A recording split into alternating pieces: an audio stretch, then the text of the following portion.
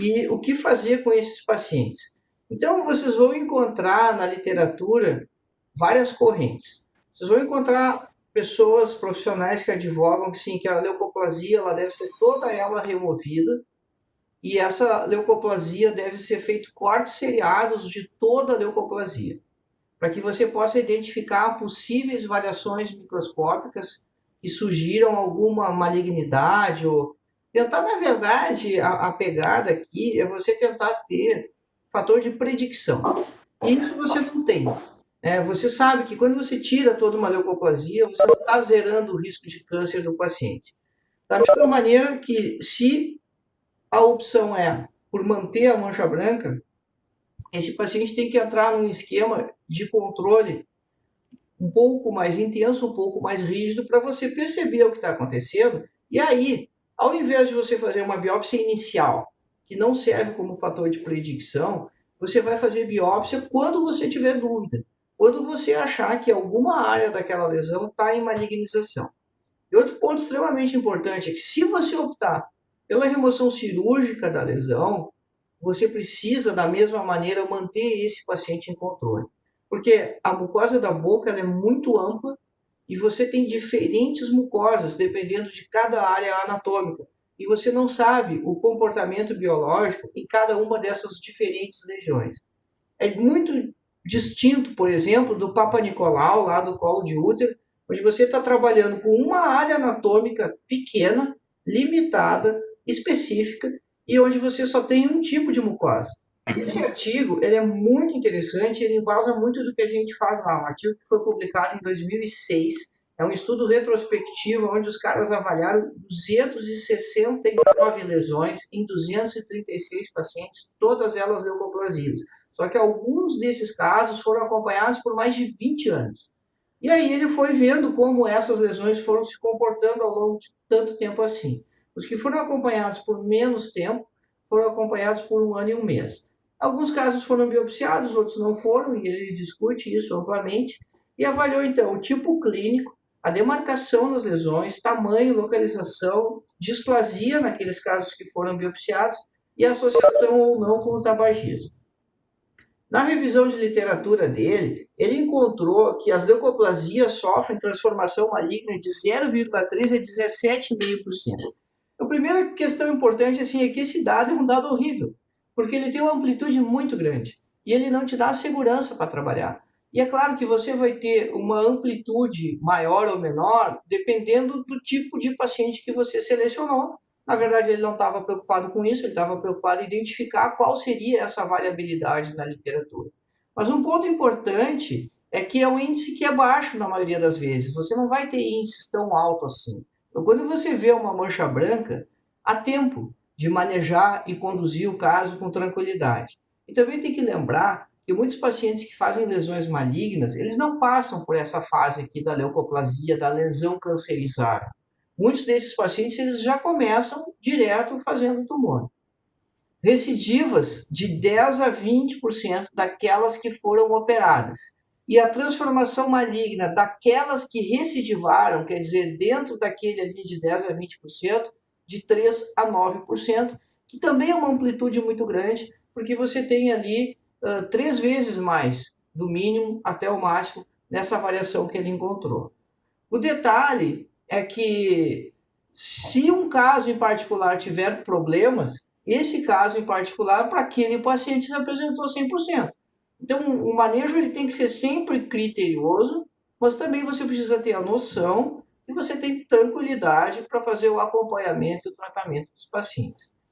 Bom, mas aí vamos ver o que esse cara descobriu. Primeiro, que a remoção cirúrgica não preveniu a transformação maligna de todas as lesões. Então, se você operar a leucoplasia do seu paciente, você tem ideia que você não está realmente curando ele. Você pode ter problemas no futuro, por isso ele vai ter que continuar sendo acompanhado de qualquer maneira. Leucoplasias não homogêneas têm potencial maior de malignização. Isso é antigo. Se sabe disso há muito tempo, que é aquela descrita como leucoeritroplasia. Então, as lesões brancas e vermelhas associadas são potencialmente mais agressivas ou mais perigosas. Isso é um dado já sabido de muito tempo. E uma questão interessante é que ele conseguiu quantificar isso por tamanho. Então, lesões maiores que 200 milímetros quadrados representam maior potencial de alteração neoplásica. E 200 milímetros quadrados quer dizer 2 centímetros por 1 centímetro. Então, o tamanho passou a ser documento, tamanho passou a ser um fator de predicção importante na avaliação antecipada dessas leucoplasias. Então, ele determinou, né, que o aspecto clínico inicial foi mais relevante que a biópsia como prognóstico, que é o que a gente tem que se preocupar, né? Você vê a lesão, mas qual é a avaliação antecipada que você pode fazer daquela patologia? E é esse o conceito de prognóstico, a avaliação antecipada. Então, os dados clínicos mais importantes para você definir a condução dos pacientes com leucoplasia é o tamanho dela e o aspecto clínico. E aí, a biópsia ela vai ser um auxiliar quando você tiver dúvida ou quando você suspeitar que você já tem áreas de malignização.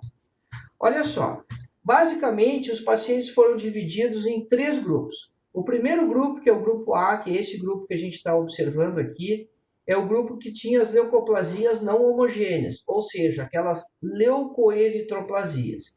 E aí, você tem aqui, nesse grupo A, as lesões que foram tratadas cirurgicamente, 20% delas malignizaram, e as que não foram tratadas cirurgicamente, 15% delas malignizaram. Aí tu vai pensar que operar a leucoplasia faz ela virar câncer, né? Claro que não. Isso é um viés do trabalho. Justamente as operadas malignizaram mais porque já tinham um aspecto clínico mais agressivo e por isso que elas foram operadas. Mas o importante é você guardar o dado aqui de que nós estamos vendo a não homogênea, a leucoeritroplasia, e na não homogênea, 20% de um lado, 15% do outro. Agora vamos considerar o grupo B, quando você tem a mancha branca parelhinha, homogênea. E aí você vai ter também o grupo que foi operado e que não foi operado, e passa a ser 3% em cada um desses grupos. Enquanto não era homogêneo, você tinha 20 e 15, agora que é só a manchinha branca, tranquilinha, sem áreas vermelhas associadas, passa para 3%. E aí o terceiro grupo, quando você tem a mancha vermelha, também aqui é uma questão de viés, de critério, você vai operar mais casos que você acha mais agressivo, que você acha que tem mais possibilidade de ser carcinoma, e aí então as cirurgicamente tratadas passa para 11%, e nas duas circunstâncias, então, grupo B e grupo C, você tem índices menores que naquelas da leucoeritroplasia, nesse universo todo de pacientes que ele acompanhou aí de lesões.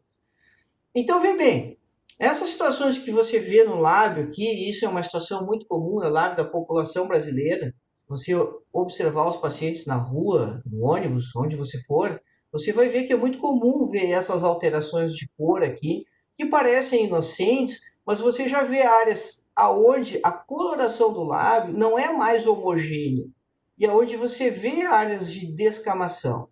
Esse paciente aqui, ele vai fazer um câncer de lábio, depende de quanto tempo ele viver. Talvez ele leve 200 anos para fazer o câncer de lábio, ele não vai viver tanto tempo. Então não vai dar tempo de ele fazer as alterações genéticas necessárias para que ele acabe tendo a indução do tumor. Mas isso é imprevisível. Você não consegue saber ou determinar quanto tempo cada pessoa individualmente vai levar para ter a lesão maligna. Então, esse trabalho de prevenção de câncer e de aconselhamento, ele tem que ser feito em larga escala para todas as pessoas, principalmente num país ensolarado como o nosso. E se você deixar passar o tempo aqui, não é o mesmo paciente, mas a gente pode supor que sim, você vai ter mais adiante na evolução desse processo o aparecimento aqui de uma placa branca. E aí então quero dizer que já tem mais ceratose aqui, mas você também já tem áreas mais avermelhadas aqui que sugerem o início da ulceração, e você tem aqui o apagamento do vermelhão do lábio. Então, a condução do caso, nesse primeiro momento, você pode optar por utilizar pomadas cicatrizantes para ver se isso aqui melhora. O mais importante de tudo é orientar a proteção solar e uma consulta daqui a algum tempo.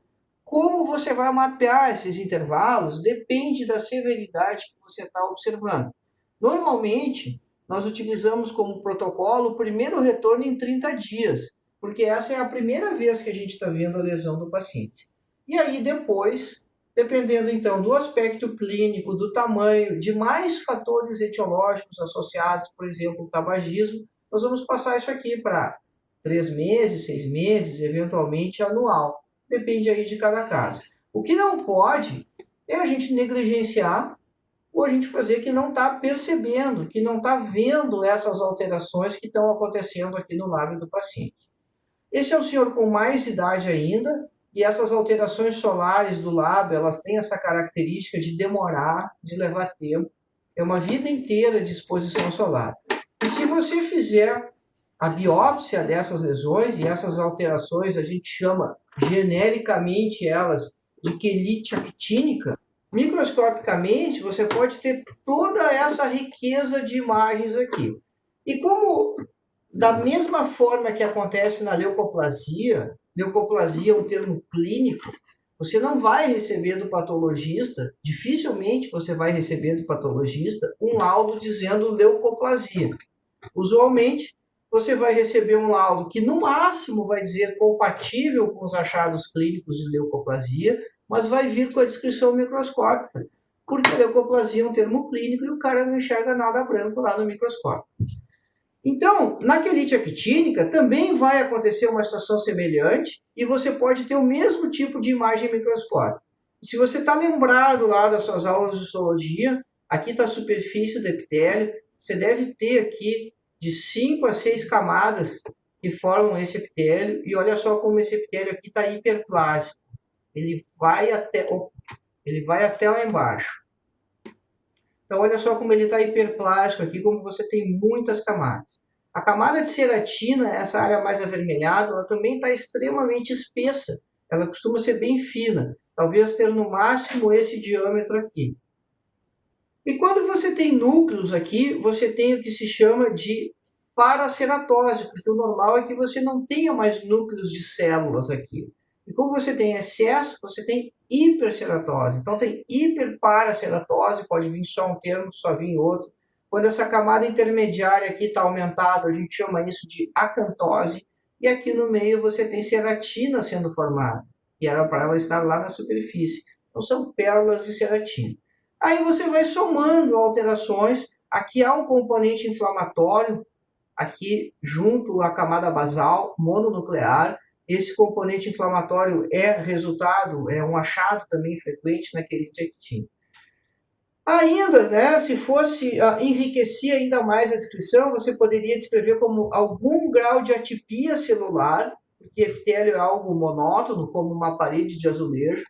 Quando você começa a ter uma célula que é um pouco diferente da outra, você começa a ter atipia, e evoluindo no processo, você poderia ter mitoses atípicas, até que vai chegar num ponto que você vai ter todas as alterações do câncer de boca dentro do epitélio. Não invadiu o conjuntivo ainda. Quando isso acontece, você tem todas as alterações dentro do epitélio, aí o laudo que o patologista envia vai ser diferente. Aí vai estar escrito lá, displasia epitelial, ou vai estar escrito carcinoma in situ.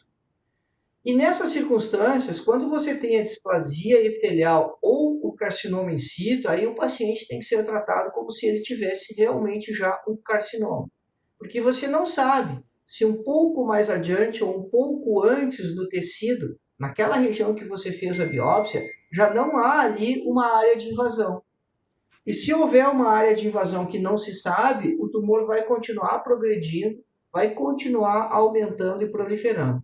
Por isso, na hipótese de um diagnóstico microscópico de displasia epitelial ou de carcinoma in situ, esse paciente precisa ir para a oncologia, precisa ir para a cirurgião de cabeça e pescoço, para que ele seja tratado como se fosse um carcinoma.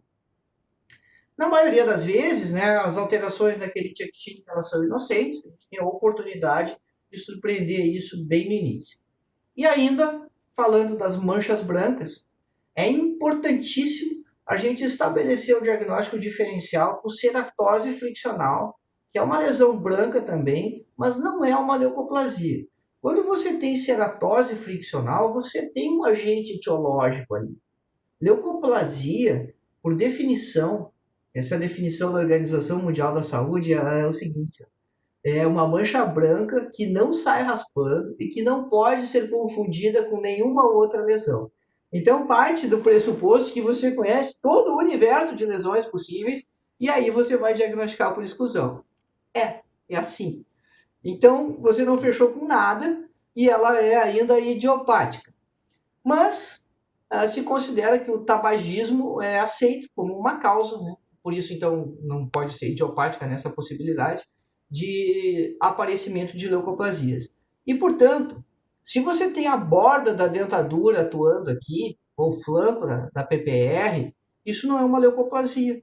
Isso é uma ceratose friccional, uma lesão provocada por atrito, precisa de correção do fator etiológico, odontologia de boa qualidade, e isso aqui não é uma lesão cancerizada.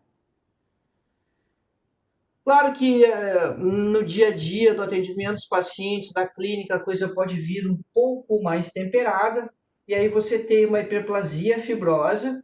Junto da hiperplasia fibrosa, você tem uma área branca, portanto, uma ceratose friccional e não uma leucoplasia, mas lá no interior da área branca, talvez você já tenha alguma ulceração. Bom, vai fazer a remoção cirúrgica dessa hiperplasia, faz a remoção de todo esse conjunto aqui. Remove a hiperplasia com aquela área ulcerada no centro, com essa placa branca junto. Né? E é o que foi feito aqui. Tudo removido como uma peça só, e o diagnóstico lá foi só hiperplasia, isso aqui era só hiperceratose realmente. Então, já que haverá intervenção aqui para a correção da hiperplasia, envolve a área toda aqui. Aqui está o final, a sutura, final do procedimento, e aqui 3 meses depois, e essa linha aqui corresponde à cicatriz da lesão. Em outras circunstâncias, você pode ter uma situação ainda mais complicada do ponto de vista clínico. Você vê a área branca aqui, que se estende do rebordo até o lábio superior, e quando a paciente remove a prótese, você vê uma lesão muito mais extensa ainda. Todas as características clínicas que vocês encontram descritas na leucoplasia na literatura estão presentes nessa paciente. Vocês vão encontrar lá placas brancas, como essa região mais posterior, aspecto verrucoso, como essa área aqui perto da linha média, tons acinzentados, como aqui do outro lado, e a área vermelha eritroplásica ou uma área de leucoeritroplasia. Qual é o ponto aqui? O ponto aqui é que isso não é espontâneo. Isso está relacionado a uma dentadura. Dá para acreditar que isso é traumático? Sim. Pode imaginar que isso também é espontâneo e ficar extremamente angustiado com essa área avermelhada? Também.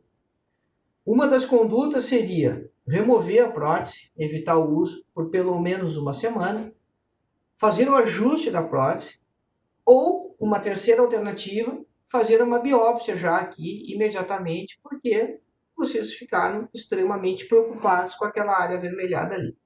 Bem, se você tem dúvida do seu diagnóstico, fazer a biópsia não está errado. Talvez não fosse realmente necessário. O mais adequado aqui seria você remover por aproximadamente uma semana e observar o que acontece. Por que uma semana?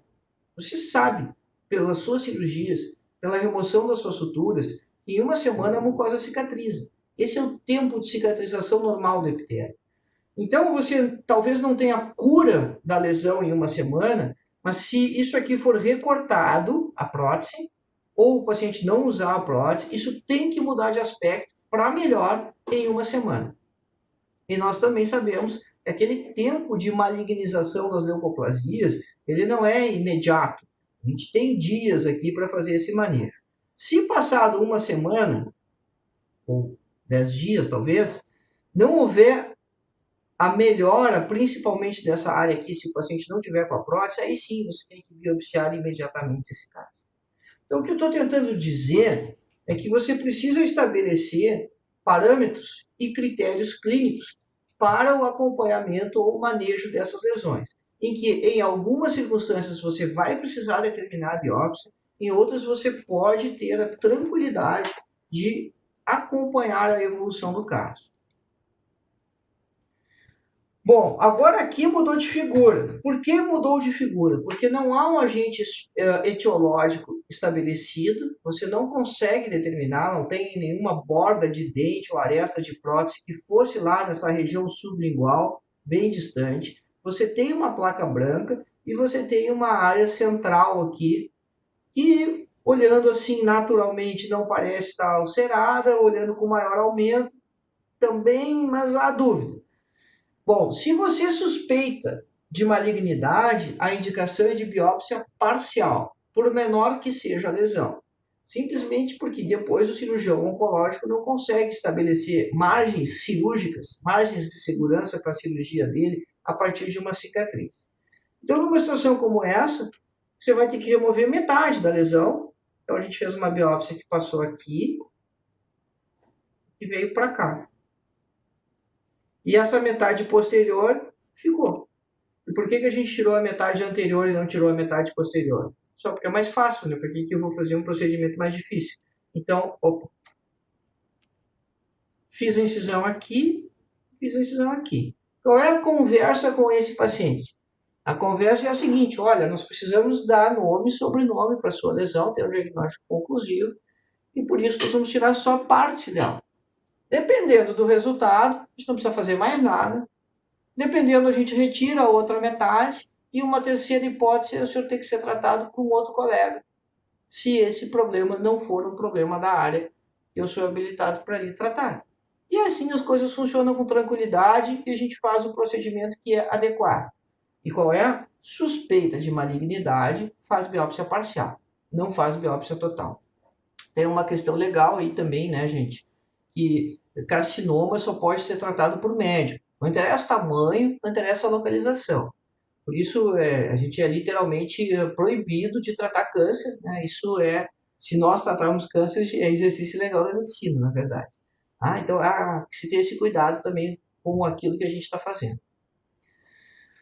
Bom, outra situação frequente nas lesões cancerizáveis é a candidíase leucoplásica, que é essa lesão que acontece na comissura. Usualmente ela é bilateral. Além da placa branca, ela costuma ter esse aspecto aqui verrucoso. Ela é chamada de candidíase leucoplásica porque tem associação com fungo. E na hipótese de se utilizar antifúngicos aqui, a lesão melhora, mas ela não desaparece. E ela acontece em tabagistas que fumam grande volume de cigarros. Pessoas que fumam 30 a 60 cigarros por dia.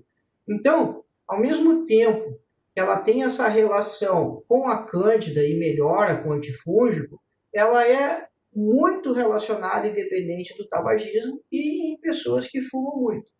Então, esse é um paciente que acaba permanecendo em acompanhamento por muito tempo. Não adianta você remover isso aqui tudo cirurgicamente, diferente das outras leucoplasias, porque essa sempre recidiva. Você, na dúvida, pode fazer uma biópsia parcial para confirmar o diagnóstico, mas a questão aqui passa pela solução do tabagismo. Se o paciente não parar de fumar, a lesão não vai curar, e quando ele parar de fumar, ela ainda vai demorar um bom tempo para acabar desaparecendo. Aqui ela vista mais de longe, então isso pode ser bilateral, e se necessário, faça a biópsia então.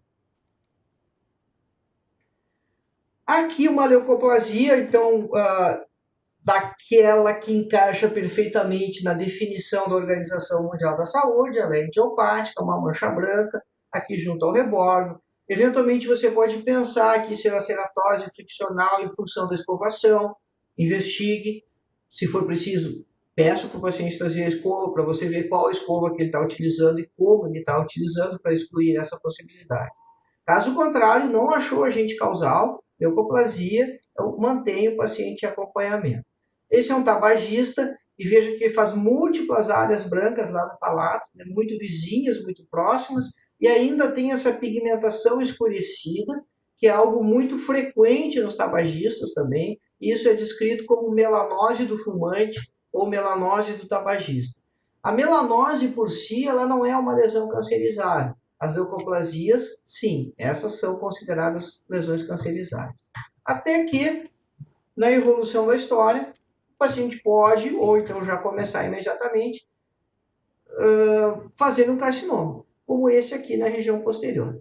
E quando a gente começa a estudar e a observar os carcinomas, é muito importante a gente desenvolver a nossa habilidade semiotécnica de não se fixar exclusivamente aqui na área central da úlcera, que chama mais atenção, mas também observar todo esse entorno aqui. Ó. Então, quando se fala lá que o tumor tem infiltração, tem bordas elevadas, é dessas regiões aqui, que às vezes elas não chamam tanto atenção, mas você vê que a úlcera está aqui, o tumor certamente começou aqui, mas se você for observando, a coisa se estende. Vem para cá, vem para cá, vem para cá. E aí vocês precisam palpar, a gente já conversou sobre isso, vocês precisam tocar a lesão e com o tempo aprender a diferenciar as consistências que as diferentes lesões têm. Aqui então, observando mais no detalhe ainda, você vê que aqui não está ulcerado ainda, mas tem alteração tecidual aqui, tem alteração tecidual aqui, tem alteração nessa região aqui, então marcando bem as bordas elevadas. Aparentemente um carcinoma, sempre precisa de exame histopatológico, então é preciso fazer uma biópsia parcial aqui, removendo parte da lesão, e a gente vai discutir mais detalhes de biópsia agora na sequência. Aí, não é o mesmo paciente, mas é um caso muito semelhante, né? Parece até que uma é a evolução do outro. A lesão vai ficando mais extensa, a área de ulceração fica mais ampliada, mas observem lá no palato mole, a área avermelhada que acaba se estendendo lá, em direção ao pilar da amígdala também. Então você vê que chama atenção a região principal, essa área aqui do trígono retromolar, mas você tem toda já uma área de infiltração acontecendo aqui, no entorno dessa úlcera maior aqui que mais se destaca. Em outras circunstâncias, você vai ter já a lesão então, com dimensões bem maiores, aqui ocupando praticamente todo um lado do palato mole. Tem aquela questão de que os tumores normalmente eles são unilaterais, mas é importante a gente lembrar que não tem um muro na linha média. Né? Normalmente o tumor começa de um lado, mas depois, com o crescimento dele, ele vai acabar transpondo a linha média também, se ele não for tratado em um tempo adequado, e vai acabar invadindo o outro lado lá também. Quando tem esse aspecto assim que não é tão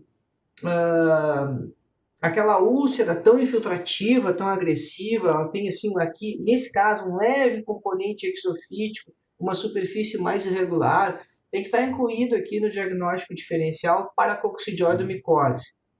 Em alguns casos, eles podem ser semelhantes, mas o exame microscópico é conclusivo, então você vai fazer a biópsia e vai definir se é um carcinoma ou se é paracoccidioidomicose, que é uma inflamação crônica granulomatosa, é uma micose profunda. Esse caso também é um caso que pode ser semelhante à paracoccidioidomicose, porque você também não tem aquela úlcera clássica de centro necrótico, centro amarelado, de odor fétido.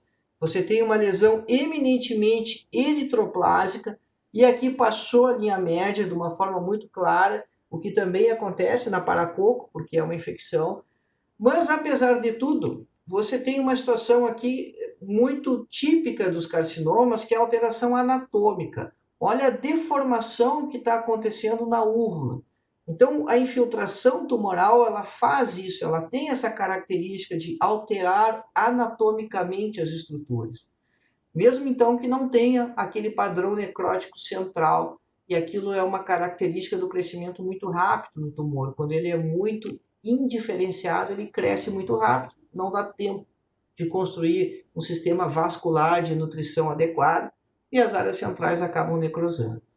E aí, de novo, biópsia, ela vai ser conclusiva, você vai ter o diagnóstico definitivo aqui com a biópsia, né, entre carcinoma e paracoccidioidomicose. Assim como ele infiltrou a úvula, esse aqui está infiltrando o pterigoideu medial. Reparem entre os dentes a abertura bucal do paciente. E isso é o máximo que ele está conseguindo abrir. Aí você pergunta para o seu paciente, dói? Não, não dói. E por que você não abre mais a boca? Ele vai responder, porque eu não consigo. Tem alguma coisa travando. Isso nós chamamos de fixação de órgãos. E também é algo muito característico do carcinoma, porque na medida que ele infiltra os planos musculares, ele vai evitar ou ele vai travar a musculatura e aqui o próprio osso mandibular. Então, quando o paciente tem essas queixas inespecíficas de limitação de função, tanto da amplitude de abertura bucal quanto de mobilidade da língua, muita atenção, pessoal. Às vezes, essas queixas de fixação da mobilidade da língua, o tumor está acontecendo lá na laringe, e ele vem subindo e acaba infiltrando a base da língua, sem que você veja o tumor na boca. Nessa circunstância, claro, o diagnóstico é feito pelo otorrino, mas a gente precisa ter muita atenção com pacientes que apresentam esse tipo de queixa e a gente examina e no exame clássico ali, odontológico, a gente não identifica a área de ulceração. Então, fixação de órgãos é um achado muito importante. Até que você pode ter tumores assim, extremamente grandes, como é o caso desse paciente aqui, e vocês estão vendo esse aspecto amarelado do tumor, porque ele já fez 10 sessões de radioterapia. Assoalho da boca, e aí quando o paciente também consome álcool, isso potencializa de 6 a 7 vezes mais, né? Uma das localizações mais frequentes é no assoalho bucal, porque o álcool tem um efeito de solubilização da mucosa e deixa ela mais exposta aos carcinógenos do tabaco, que são mais de 70. Então escolhe uma área aqui também que seja bem típica. Você vê que já tem aumento de volume aqui, então isso é infiltração. Essa é uma área aqui excelente para você fazer biópsia. Fuja sempre da área central por causa da questão da necrose. 2 pontinhos. Olha só, alteração anatômica lá na região posterior da língua unilateral. Você vê que você observa o contorno da língua e chega nessa região aqui a uma depressão. E você não vê com clareza a ulceração. Então isso está lá para trás. É importante você observar a anatomia, porque também você pode ter muitas pistas assim. Nem sempre você vai ter um tumor tão evidente que o paciente abre a boca e o tumor está ali olhando para você. Então, às vezes, a gente precisa ser um pouco mais atencioso no nosso exame físico para perceber as lesões. E aí, assim, né, um instrumental disponível para você fazer biópsias parciais é utilizar o punch. Particularmente, eu não gosto muito do punch, prefiro fazer as biópsias à mão livre. Os patologistas gostam muito do material removido com punch, eles dizem que dá uma lâmina microscópica muito bonita. Mas nesses casos, onde o tumor é muito posterior, onde é difícil trabalhar com o nosso instrumental, são os casos onde eu acabo utilizando o punch, que aí ele remove um cilindro de tecido, de uma forma muito simples, muito fácil, né? Só precisa o botão anestésico, você vai colocar o punch em cima da área do tumor ali, girar e empurrar ele, e ele é oco, né? Para dentro dele, colecionar esse cilindro de tecido. Aqui na região mais anterior, assoalho de boca também, esse é um tumor bem menor, biópsia parcial também, palpa sempre, amígdala lingual, compara controlado, com frequência nós recebemos encaminhamentos de amígdalas linguais inflamadas, absolutamente normais, às vezes hiperplásicas, às vezes inflamadas, mas quando é carcinoma, você vai palpar, né? Vai fazer um exame detalhado aqui e vai perceber que isso é diferente. Né? Tem que aprender a fazer essa distinção. Na dúvida, aí sim, faça a biópsia da amígdala lingual. Esse caso é de uma senhora, fumou bastante a vida inteira, uma senhora de 60 anos. Você vê a alteração anatômica aqui, você vê a questão de novo da fixação de órgãos. Ela não consegue abrir mais a boca do que isso aqui. É muito menos prevalente em mulheres que em homens, mas elas também fazem carcinoma. Como ela não tinha os dentes de cima, isso facilitou um pouco aqui para fazer o tracionamento, para fazer a biópsia. Às vezes dói para fazer estacionamento, então anestesia antes, né? E aí o paciente fica sem defesa. E aqui os fragmentos. A gente tirou um fragmento, tinha condição de ampliar um pouco, tirar mais um, então ampliamos e tiramos mais um, 2 fragmentos contínuos, para facilitar a vida do patologista também. Esse é o punch. Existem diferentes tamanhos, existem punches bem pequenos, que para a boca eles não têm muita utilidade, servem mais para biópsias de pele, e alguns de tamanho médio, então esses são os que nós utilizamos. Aqui vocês veem o tecido removido aqui de dentro do punch, 2 fragmentos, né? Primeiro um, depois o outro. Nesses tumores, então, que a gente que tem uma localização mais posterior, que é quando a gente acaba utilizando o punch, mas por uma questão de gosto pessoal, né? Se vocês quiserem utilizar sempre, não tem problema nenhum nisso, para a biópsia parcial. Você vê aqui que ele é oco, né? Então depois você empurra de volta o tecido aqui. É muito tranquilo, muito fácil, muito rápido o procedimento utilizando o punch. E nós dissemos anteriormente que os tumores não costumam começar na linha média, mas isso não é um dogma. Eventualmente, os tumores podem começar na linha média. Você vê a extensa área de necrose aqui na linha, as bordas elevadas da infiltração, e o cheiro é muito típico, muito característico. Os americanos, inclusive, descrevem isso com o versinho, né? Squamous cell carcinoma smell, que é o cheiro do carcinoma espinocelular, do squamous cell. Língua de novo. Então, vê bem, pessoal, à medida que vocês vão olhando essas lesões, vocês vão cada vez mais se familiarizando com elas. E isso é muito importante, aprender estômago, ela é muito visual, você tem que olhar, manejar, palpar, examinar, e com o passar do tempo vocês vão aumentando esse repertório de vocês para fazer os diagnósticos diferenciais com mais tranquilidade. Região jugal pode dar câncer? Pode dar câncer em qualquer lugar que tenha mucosa. Então, na região jugal, aqui, esse é um paciente já de mais de 80 anos, fez um tumor bem diferenciado, que significa que ele é bem menos agressivo. E, às vezes, há casos completamente fora da curva, uma jovem de 29 anos, sem nenhum fator predisponente. Você vê que alteração de volume significativa, fixação da língua, e aqui você vê uma área meio estranha, que é uma cicatriz, porque ela já tinha sido submetida a uma biópsia aqui por um colega médico, e a biópsia não tinha sido conclusiva. E vê bem, você não enxerga nesse caso a ulceração. Aonde você vai fazer a biópsia? Se você palpar essa área endurecida aqui, você vai sentir o tumor. Mas você não está vendo ele, você está vendo a mucosa normal. Então, essa é uma situação onde você precisa ser um pouquinho mais agressivo e abrir aqui, perceber o tumor lá embaixo, você vai separar ele do plano superficial e vai tirar um fragmento um pouco mais profundo, um pouco mais para dentro aqui. Isso é fácil de você perceber, porque a mucosa ela tem bem pouca espessura. Há uma questão que a língua é uma estrutura com uma anatomia muito rica, com vasos importantes, mas isso aqui é superficial, você não tem que entrar em profundidade aqui, você tem que passar a mucosa. Quando você passar a mucosa, você vai encontrar um tecido diferente aqui, uma organização que não é a do músculo que se reconhece, e é esse tecido lá de baixo que você precisa retirar para o exame patológico.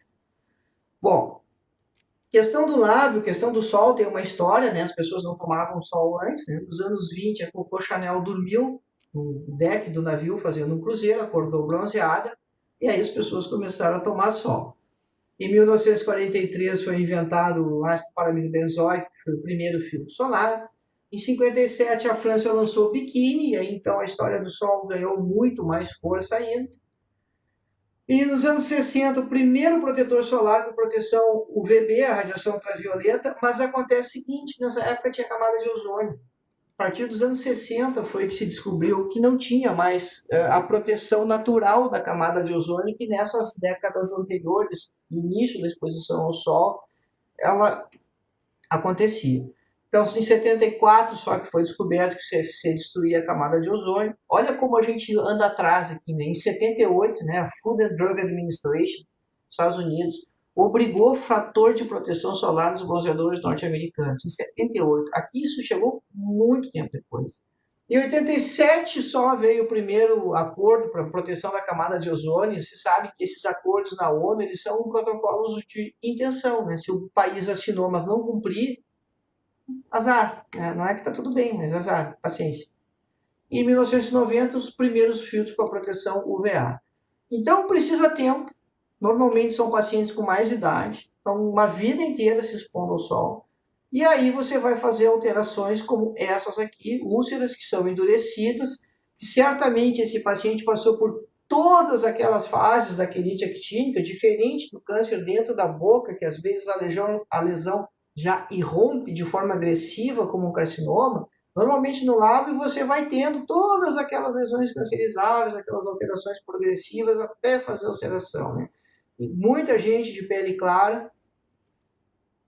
Lábio superior é raro, e esse paciente, ainda mais com o bigode, que é um protetor natural, né? Então, no primeiro momento, quando a gente observa essa lesão aqui, é difícil pensar em carcinoma, porque tem uma crosta espessa, uma crosta que foi se formando em função das diferentes pomadas que foram prescritas, que ele foi utilizando, mas quando você limpa e retira a crosta, bom, aí você vê uma úlcera que é indolor, você tira a crosta e não dói, e tem um aspecto já destrutivo, irregular. Então fizemos uma biópsia nessa parte superior aqui, e era um carcinoma de lábio superior, que não é frequente.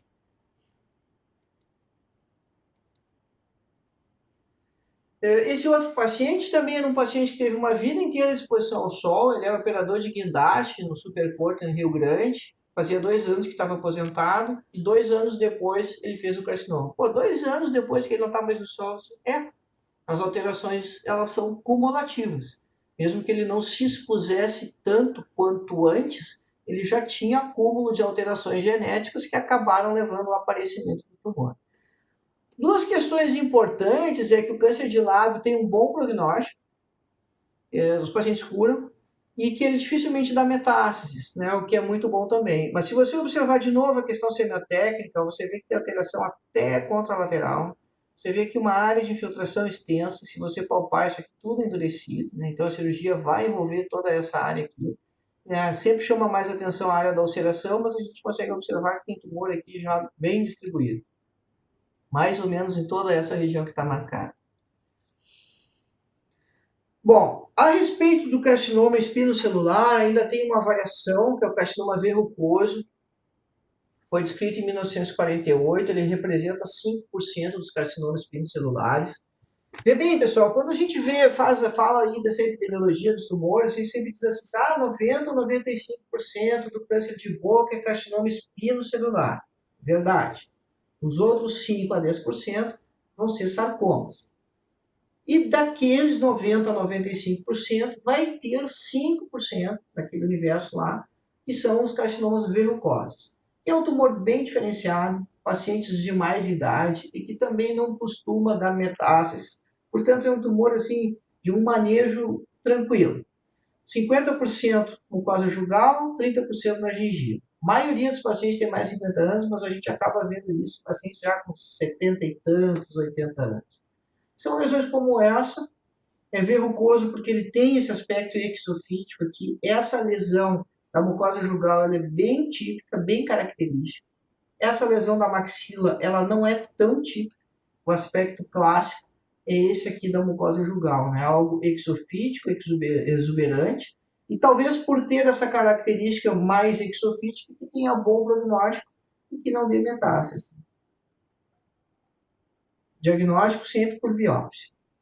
E aí, existe um outro conceito importante da gente saber e determinar, que é a história do linfonodo sentinela. Quando você tem o crescimento tumoral e tem essa perda da adesividade, que é uma característica dos tumores malignos, essa célula se desprende da massa tumoral ali e vai se deslocar no tecido. Eventualmente ela encontra um vaso linfático e cai no sistema linfático. O sistema linfático é o esgoto do corpo humano, ele que faz a drenagem de tudo que sobra no nosso corpo, inclusive do processo inflamatório, e joga de volta no sistema venoso. E se então uma dessas células tumorais ela é dragada ou drenada para o sistema linfático, ela vai acabar ficando retida no linfonodo. E uma vez que ela está presa lá no linfonodo, ela duplica. Pode ela ser destruída pelo sistema imunológico, mas também ela pode ficar lá e acabar duplicando. E depois que elas são duas, elas viram 4, elas viram 8, elas viram 16, e você tem uma metástase à distância do linfonodo. Mas esse conceito do linfonodo sentinela, ele determina que determinadas regiões anatômicas, elas obedecem rigorosamente um padrão de drenagem, aonde você vai ter para cada área um linfonodo sentinela, que é o primeiro linfonodo a receber a drenagem linfática daquela areazinha específica lá. Então, se você tem um tumor numa área específica, você precisa investigar o linfonodo sentinela. Se não houver metástase no linfonodo sentinela, não haverá nos outros.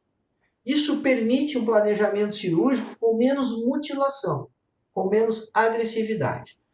Então isso começou de uma maneira assim muito empírica, há muitos anos atrás. Os cirurgiões injetavam azul de metileno no tumor na hora da cirurgia e esperavam um pouco antes de começar.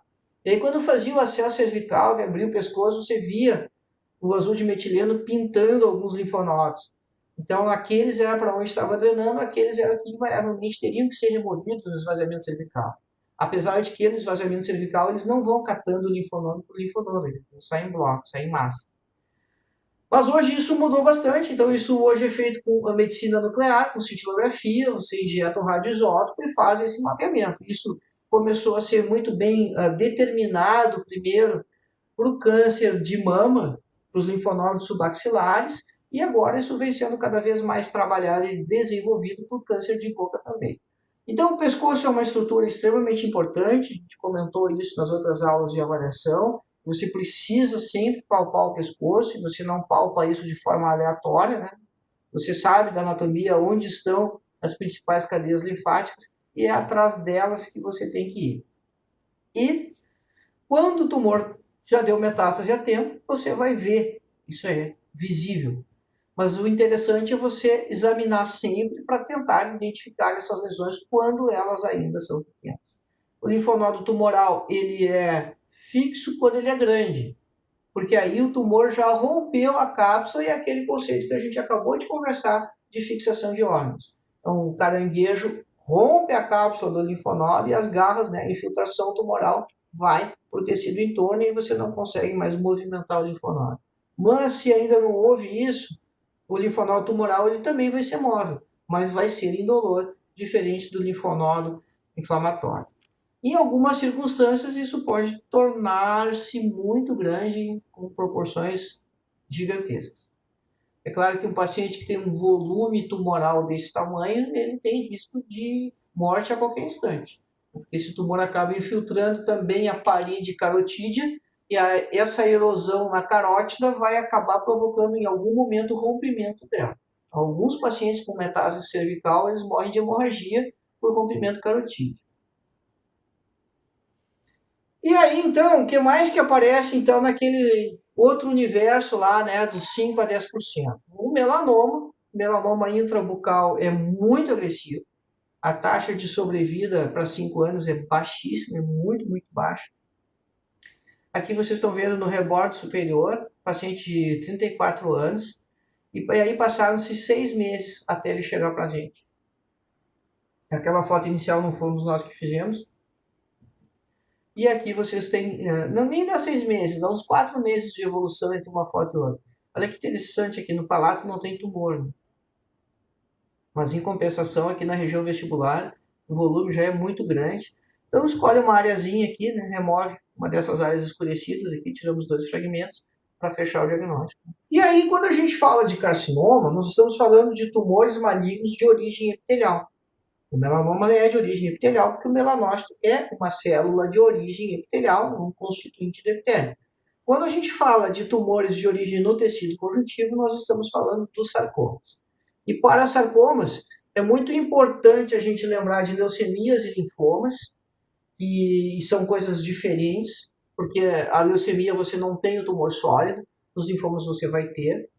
São classificados ambos, então, como neoplasias da hemocitopoiese. As leucemias invadem o sangue periférico e no linfoma, então, você vai ter os tumores sólidos. 5% das mortes por câncer, 50% da oncologia pediátrica. Na questão dos linfomas, existe uma classificação que divide em dois, bastante simples, assim, né? O Hodgkin e o não Hodgkin. Então, o não Hodgkin é extranodal, ele vai ser mais difuso, e o não Hodgkin é aquele que dá em linfonodos, e normalmente esses linfonodos, esses nódulos se tornam palpáveis e é como o paciente acaba percebendo a lesão. Aqui o hemograma nunca é esclarecedor, diferente da leucemia, quando o hemograma é o exame de triagem, né? Esse paciente vai estar com a contagem de leucócitos muito alta. 20 mil, 25 mil, 30 mil leucócitos, até mais, sem ter infecção, sem ter nenhuma outra patologia associada.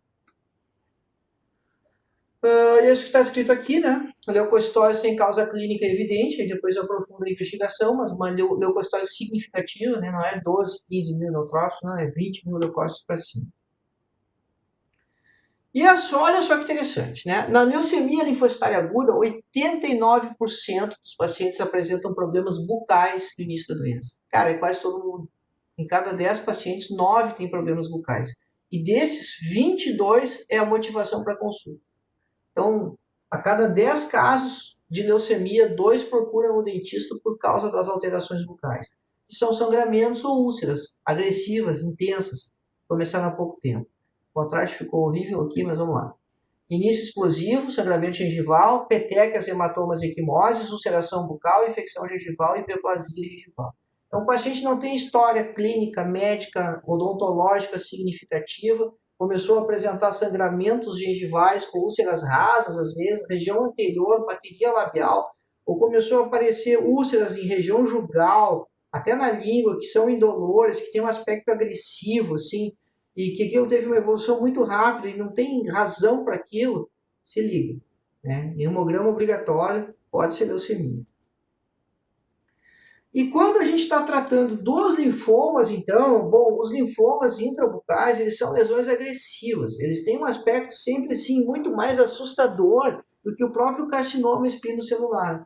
Você vê aqui uma lesão extensa com infiltração de toda a maxila. Aqui está a área que foi biopsiada. Isso sempre tem uma evolução rápida, de poucos meses, de poucas semanas. Lesão na língua. Essa paciente tinha mais de uma lesão na língua, úlceras. Aqui na mandíbula, outro caso no palato.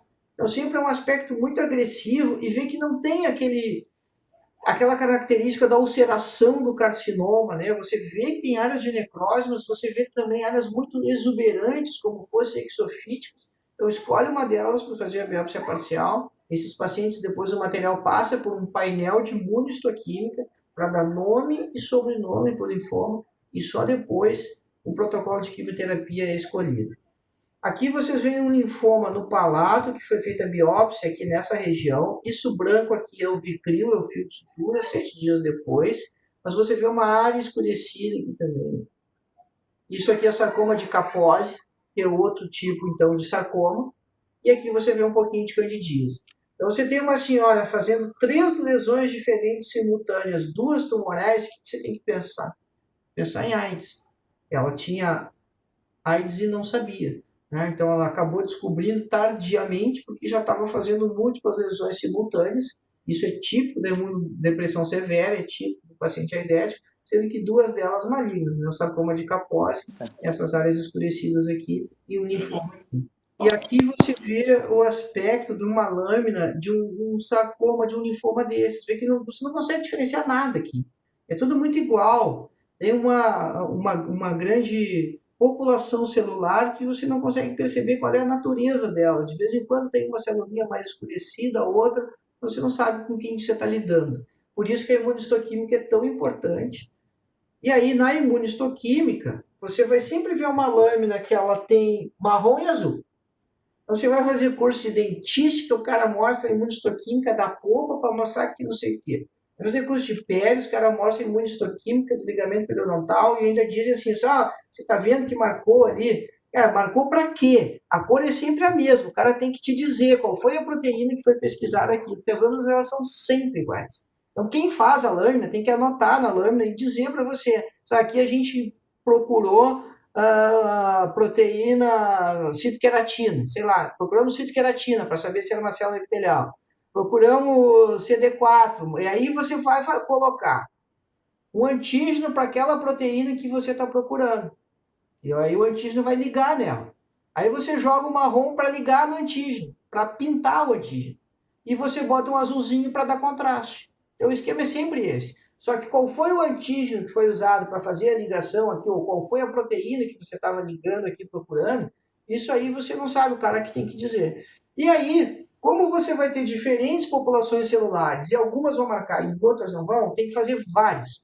Por isso que se chama painel imunistoquímico. O cara vai fazer vários lá, e aí então, dependendo do que marcar ou que não marcar, como nesse caso aqui, ó, para CD3 marcou, para CD43 marcou, para EMA, para NCA, CD20 não marcou, por isso que está negativo. Aí, com essa combinaçãozinha, o cara vai lá pro livrinho, olha as tabelinhas, essa é a grade do linfoma de células T. Assim que ele sabe. Mas aí você pode estar fazendo imunistoquímica para procurar qualquer outra coisa, se faz muita pesquisa com isso, na odontologia, em diferentes áreas. Eu tenho que dizer qual é o marcador que estava utilizando ali, porque só pelo bonitinho ali, pelo marronzinho, azulzinho, não tem como saber qual era a proteína que estava sendo pesquisada. Outro caso, também volume gigante, é sempre assim, né?